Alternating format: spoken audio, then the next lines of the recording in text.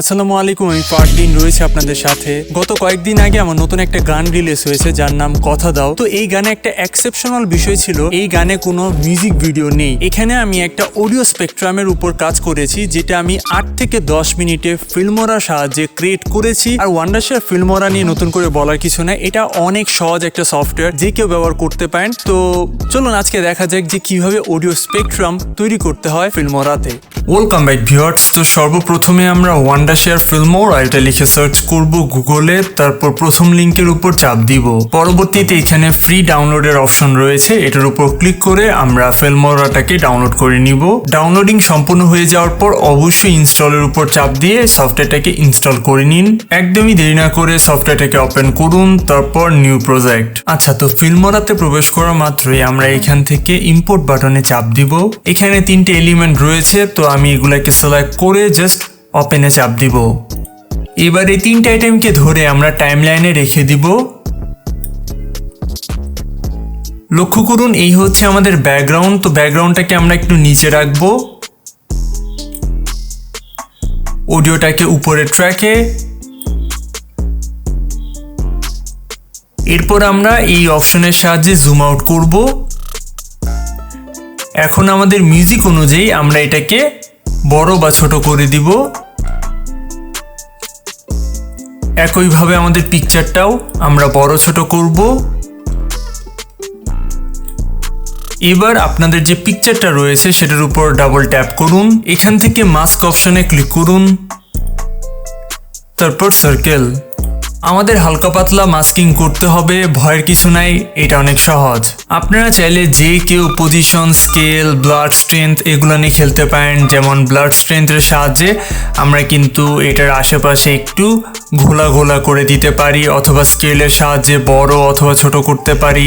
তারপর রোটেশন রয়েছে, পজিশন রয়েছে। যেহেতু আমরা অডিও ভিজুয়ালাইজার ব্যবহার করব, এর জন্য আমাদের ইফেক্টসে চলে যেতে হবে।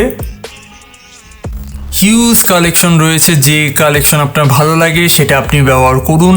আমি এখানে সার্চ করব সার্কেল লিখে। যেটা আপনার পছন্দ হয় সেটাকে আপনি ডাউনলোড করে নিন। ডাউনলোডিং শেষ হয়ে যাওয়ার পর এটাকে ধরে আপনি টাইমলাইনে রাখুন। আবারও মিউজিক অনুযায়ী বড় করে দিন। আমরা আমাদের এই সার্কেল বেসের উপর 2বার ট্যাপ করব। এরপর ইফেক্টস কন্ট্রোল ওপেন হবে। তারপর আমরা এর যে রেডিয়াসটা রয়েছে তার সাহায্যে আমাদের ছবি অনুযায়ী এটার সাইজটা নির্বাচন করব, লাইক দিস। তারপর পজিশন, স্কেল এগুলাকে হালকা একটু ঠিকঠাক করব।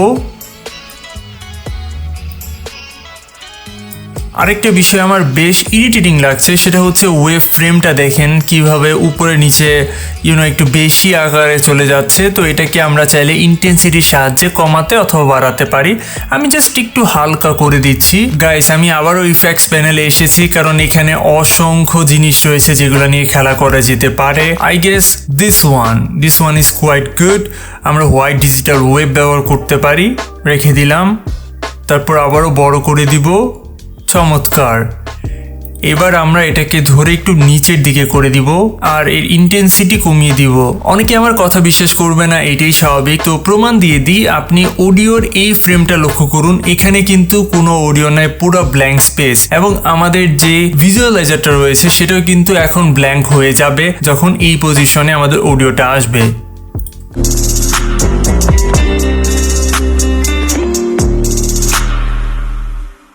নাও অ্যাজ ইউ ক্যান সি, কিছুক্ষণের মধ্যেই আমাদের অডিও কিন্তু ব্ল্যাঙ্ক আবার হবে।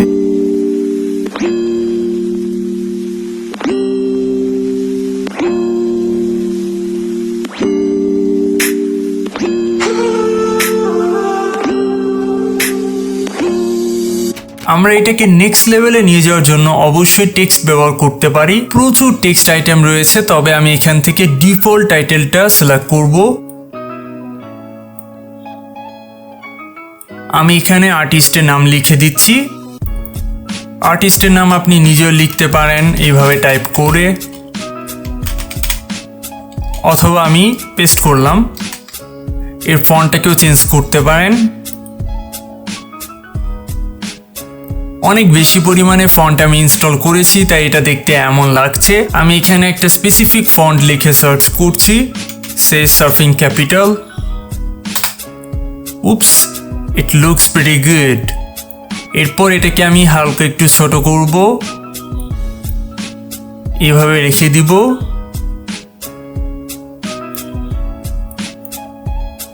একটা বিষয় সবসময় মনে রাখবেন, আপনি যখন কোনো টেক্সট লিখবেন তখন সেই টেক্সটটা যেন সেন্টারে বসে, অথবা ছবি দেন, যেটাই দেন না কেন সেটা যেন সেন্টারে বসে। আর এটার জন্য নীল যে প্রস্থটা রয়েছে সেটাকে অনুসরণ করুন। তো আমাদের সেন্টার কিন্তু হয়েছে, আমি জাস্ট এটাকে আর একটু ছোট করব। পারফেক্ট। ট্রানজিশনের কোনো কমতি নাই, লাইক 500 থেকে 550 মতো ট্রানজিশন রয়েছে, যেটা আপনার ভালো লাগে ব্যবহার করুন। ফর এক্সাম্পল আমি স্টার্ট করলাম ডিজলভ দিয়ে, জাস্ট একটা একটা করে ইফেক্ট রেখে দিব। That's it guys, let's play the shade. Bam! It looks pretty good. Elements রয়েছে অনেকগুলো সিনেম্যাটিক, আপনি চাইলে ব্যবহার করতে পারেন। এগুলো স্পেশালি ভিএফএক্স ফিল্মের জন্য অনেক বেশি preferable. For example dynamic cinematic background element 6 আমরা ব্যবহার করছি। এবার এটার উপর ডাবল ট্যাপ করুন, তারপর কম্পোজিটিংটাকে ওপেন করুন। পরবর্তীতে ব্লেন্ডিং মোডটাকে চেঞ্জ করুন। অনেকগুলো মোড রয়েছে, তবে আমি লাইটেনটাকে প্রিফার করব। নাইস। তো এই হচ্ছে আমাদের টোটাল ভিডিও। এবার এটাকে চলুন আমরা এক্সপোর্ট করি। এক্সপোর্ট করা অনেক সহজ। আপনি এখান থেকে এক্সপোর্ট বাটনে ক্লিক করবেন, দেন ক্রিয়েট ভিডিও। এটা কোথায় সেভ হবে সেই ডেস্টিনেশনটাকে সিলেক্ট করুন। আমার ক্ষেত্রে desktop, select folder, and resolution হবে বেস্ট কোয়ালিটি 4K অথবা 1080p। আমি 1080p দিচ্ছি। Okay, export. And the best part is, export হতে কিন্তু অনেক কম সময় লাগে ফিল্মোরাতে। জাস্ট দেখুন, আমার এখানে দেখাচ্ছে 5 থেকে 6 মিনিটের মতো, আর আমি সাথে স্ক্রিন রেকর্ডিংও করছি, যার জন্য আরেকটু ডিলে হচ্ছে, বাট এটা অনেক ফাস্ট করে। অসংখ্য ধন্যবাদ আজকের এই ভিডিওটি না টেনে শেষ অবধি দেখার জন্য। ভিডিওটা কেমন লাগলো অবশ্যই কিন্তু কমেন্ট বক্সে জানাবেন। সাবস্ক্রাইব করে পাশে আসা বেল আইকনটা অন করুন। পরবর্তী ভিডিও আপনি ওয়ান ডে শেয়ার ফিল্মোরার উপর দেখতে চান নাকি অন্য কোনো এডিটিং সফটওয়্যার উপর দেখতে চান, কমেন্ট বক্সে জানাতে কিন্তু মোটেও ভুলবেন না। দেখা হচ্ছে খুব শীঘ্রই নতুন কিছু নিয়ে। Level up.